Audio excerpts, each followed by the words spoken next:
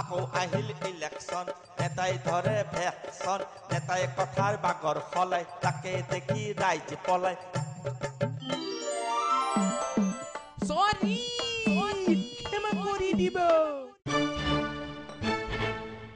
কি খবৰ ৰাম কুমাৰ এই ভালে আছানে আৰে নমস্কাৰ নমস্কাৰ নমস্কাৰ মহন্ত বাবু এ মোৰ ভাল বহুত দিনৰ মোৰ দোকানত আহিল এই চুলি কাটিব আহিছ কি চুলি কাটিব আহিছ কি ক'লে ছাৰ চুলি কাৰ চুলি কাটিবলৈ আহিছে মোৰ আকৌ মোৰ কিয় চুলি নাই নেকি ছাৰেও যে কথা কয় আৰু এইখিনি নাকাটিব এইখিনি অসমৰ সম্পদ কেলে মোৰ চুলি আকৌ অসমৰ সম্পদ কেনেকৈ হ'ল ছাৰ মই আহিছিলোঁ অসমলৈ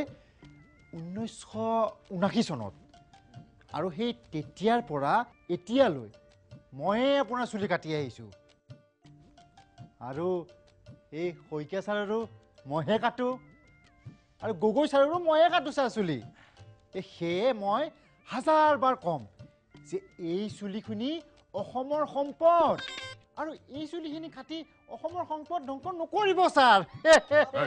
এই আজে বাজে কথা কৈ আছ কাট সোনকালে কাট ইলেকশ্যন চলি আছে বহুত জেগাত মিটিং কৰিবলগা আছে মই আৰু পিছত সময় নাপাম নহয় ছাৰ নহয় মোৰ দ্বাৰা এই সম্পদ ধ্বংস নহয় ছাৰ আপুনি চাওকচোন এই 1979 চনত আপোনাৰ চুলি কিমান লম্বা আছিল হে আৰু তেতিয়া অসমীয়ৰ জাতীয় আন্দোলনো আৰম্ভ হৈছিল হে খেদ ঐ খেদ বিদেশী খেদ বিদেশী খেদ বিদেশী খেদ এই শ্লোগান লৈ আমি কৈছিলোঁ যে অসমত জাতীয়তাবাদী শক্তি এতিয়াও বহুত শক্তিশালী হে কিন্তু লাহে লাহে আন্দোলন শেষ হৈ গ'ল ছাৰ এই 1985ত আপোনাৰ যিমান চুলি কমিল এই বিদেশীও সিমানেই কমিল ছাৰ আৰু এই 1990 চনত আৰু কমিল 1996টো ফ্ৰণ্ট চাইড খতমেই 2001ত আৰু কমি গ'ল হে কিন্তু মই বাৰে বাৰে কম ছাৰ এই মহন্ত ছাৰৰ চুলি এই কমি কমি যিখিনি অলপ বাচিছে গৈ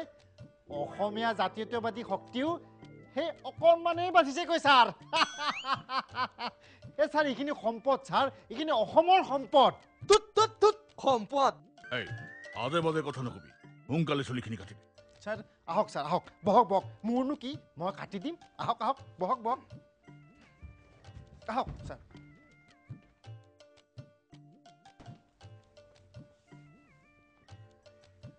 ৰাম কুমাৰ তই কচোন অসমৰ মানুহে মোক মুখ্যমন্ত্ৰী হিচাপে কেনেকুৱা পাইছিলে ছাৰ এই 1985টো চাৰিওপিনে আপোনাৰে নাম ফুকন বাবুকটো মানুহে পাহৰিয়ে গৈছিল এতিয়াও মানুহে আপোনাক ভালদৰে চিনি পায় ছাৰ এই গুপ্ত হত্যা LOC সেইবোৰ কাৰণতে মানুহে আপোনাক খুব ভালদৰে জানে ছাৰ কিন্তু ছাৰ এটা কথা সুধো এই বিদেশী নাগৰিকৰ ইছ্যুটো কি হ'ল চব থাক তই চব চুলি কাটিব লাগে চুলি কাট ঠিক আছে ছাৰ ঠিক আছে ৰাম কুমাৰ জি ছাৰ তই কচোন এইবাৰ আমি চৰকাৰ গঠন কৰিব পাৰিমনে 100% আপোনাৰে চৰকাৰ হ'ব ছাৰ কিন্তু সেই বিশ্বকৰ্মাৰ আশীৰ্বাদ লাগিব কোন বিশ্বকৰ্মাও আপুনি জানে দিয়ক ছাৰ এই যে আপোনাৰ চিঠিবোৰ ইউনিভাৰ্চিটিৰ পৰা নি প্ৰেছত দিছিল হাতীৰ পিঠিৰ উঠি চিনেমা কৰিছিল আৰু সেই আপোনাৰ দৰে যে সেই একেই তালু ওলাইছে তই কাৰ কথা কৈছ কচোন মই বুজি পোৱা নাই আৰে ছাৰ সেই যে অলপতে এই দুখন দামী গাড়ী হেৰাল আৰু যে সেই টিভি চেনেল আছে জালুকবাৰীত ঘৰ আছে সেই বিশ্বকৰ্মা ছাৰ তাৰ আশীৰ্বাদ কিন্তু আপোনাক লাগিবই তই কি কথা কৈছ এই বিশ্বকৰ্মাৰ আশীৰ্বাদ মোক নালাগে মই ৰাইজৰ আশীৰ্বাদতহে চৰকাৰ গঠন কৰিম ছাৰ চৰকাৰ 100% আপোনাৰেই হ'ব যদিহে আপুনি এই বিদেশী নাগৰিকৰ সমস্যাটো